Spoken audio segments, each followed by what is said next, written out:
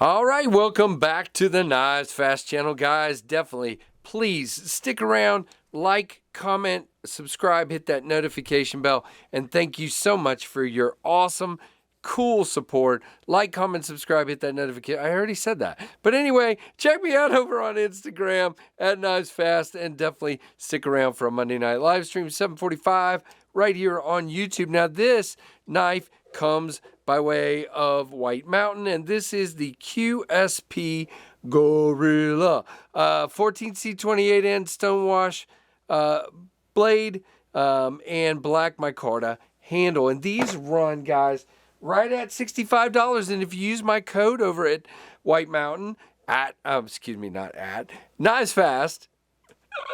If you use Knives Fast at checkout, you get 10% off. Wow. And free shipping. So really, really cool. So, this is less than $60 and really cool. So I'm glad I got to check this out. Now stick around because at the end, we've got a really cool comparison knife that I think will make this very intriguing.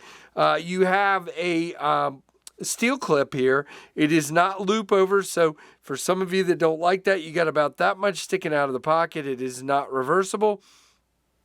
We do have a lanyard hole. It is a shiny clip, which is interesting because you have a stonewash blade. I kind of wish the clip was kind of knocked down and stonewashed, but whatever. I mean, goes in and out of the pocket. Well, decent clip. You do have kind of contoured scales. They're sort of flat, but you have a lot of contouring, okay? So it ends up being a lot of chamfering, which ends up as contouring is what I'm trying to say. You have finger wells here, and you have a big fat chamfer back here. You do have exposed liners. They are not proud. They're slightly proud, I guess you would say. You have a G10 backspacer. Is a flipper tab with good jimping there. And a really interesting looking blade that we will flick out right now. You have a drop point blade with a kind of half moon deployment hole, and a thumb ramp with jimping, and you have a nice swedge, really kind of mirrored wash 14C blade. There you go, 14C28. I love this shiny stonewash. It is absolutely gorgeous. Very, very nicely done.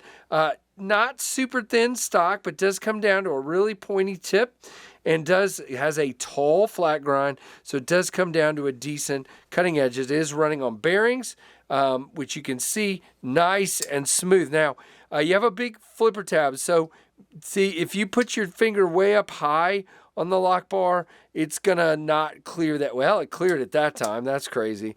But there, it's not gonna clear the detent. So you gotta be low enough where it clears the detent, and once it does, is really good. And your detent, speaking of the detent, good break. I don't think you could fail this. Let's see. No, you're not gonna fail it. Good break for the middle finger flick, and also for the thumb flick. A little harder because of the shape of the hole. But I can definitely do it. You do have decent lock bar access, and you got a lock bar with our lovely friendly jimping here. You kind of got to dig down in there a little bit. It's not bad, but you got to dig down. It does work. It's not terrible. I just wish there was a little more room to get to it. You guys know me. Now, here's the interesting part. This is a 4-finger knife, but you have finger wells. Your last 2 fingers fit in one. Your first 2 have their own. Whoops, I'm not even on the camera. First 2 have their own, and you're sort of locked into that grip, which is really interesting because it kind of makes you relax back a little bit, but your thumb falls exactly on that thumb ramp.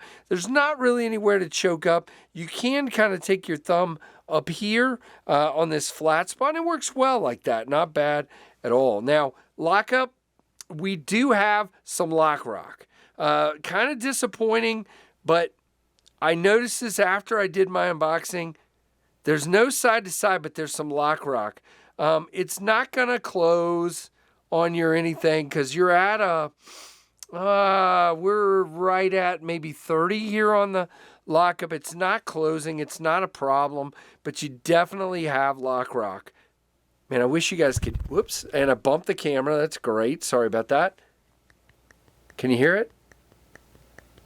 Yeah, I put it right up to the mic, so hopefully you heard that. But you definitely have some significant lock rock. It's not going to fail or anything like that, but I was a little disappointed by that when I noticed it. You do have good centering there, and again, very nice overall. No pivot lash or detent lash or anything like that. Very well done. Centered, I said that, very good. And again, pops out there really well. All right, let's get first our normal comparisons. We will do the specs and everything in a minute. So there's your Ontario Rat 1, which is quite a bit bigger, and your Rat 2, which is close but shorter. And it is definitely taller than the Rat 2 and about the height, maybe even a little bit bigger than the Rat 1. Now, here's our interesting comparison. And guys, this was given to me by my buddy Tim B. This is the Kubey Titius, or the KU322, which is becoming pretty legendary for Kubey. Flat scale, so not contoured, and you have a hole and a kind of leafy shaped drop point on both. They both have really nice detents. I would say the detent on the 322 is better. This guy right now, there's a sale at Kubey, and you can get these pretty dang inexpensively with my code, because they're D2. If you go get a D2 one, you can get them for 37% off right now with code KC37LT at kubeyshopping.com. But anyway, you do have a reversible clip on this one. You have a lanyard hole on both. You have more access to the lock bar on this one. By the way, your sharpening choil, pretty tight there. It does fan all the way out to that point. And so, again, a big win for the Kubey on that. The blade stock is actually thinner on the Kubey as well, just slightly thinner.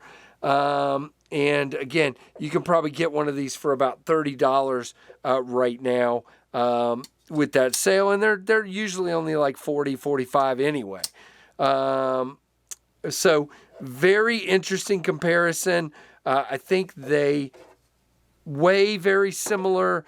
This one does feel chunkier in the hand because of the taller handle. This one definitely melts more in my hand. By the way, you do feel the clip a little bit. I wouldn't call it a hot spot. And the ergos are good, but I don't think I like being sort of forced into this grip, if that makes sense. There's not a good way to just, my hand is big enough that I'm just between those 2 points here, and I don't really have any room to back up or to feel differently about the handle, whereas on this one, I can slide down a little bit, I can slide up a little bit, and yeah, so that's kind of my preference there. All right, let's talk specs. Again, the price of these at White Mountain Knives is $65. It comes in this black micarta that you see here, and there is a denim micarta. There is a denim micarta with a black blade. There's the black micarta with the black blade. There's green micarta with a black blade and green micarta with a stonewash blade. So those are all available at White Mountain Knives, and again, you can get 10% off if you're interested. As far as specs, 7.88 inches overall, 4.5 inch closed, 3.38 inch blade, 0.138 on the blade stock, not bad.